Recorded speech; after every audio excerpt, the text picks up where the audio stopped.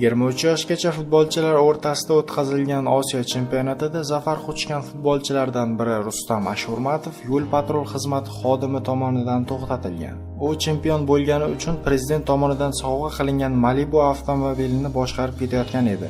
Ijtimoiy tarmoqlarda Ashurmatov yulduzlik kasaliga chalingani uchun ham qoidalarni pisand qilmay qo'ygani qabilidagi izohlar qoldirilgan. Nashr vaziyatga oydinlik kiritish maqsadida futbolchining o'zi bilan bog'langan.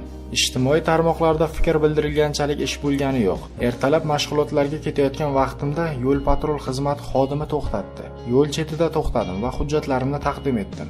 U hujjatlarimni tekshirdi va qachon davlat raqamini taqishimni so'radi. Men 2-3 kunda davlat raqami olishimni aytdim va hujjatlarimni qaytib oldim. Boshqa hech qanday gap yo'q.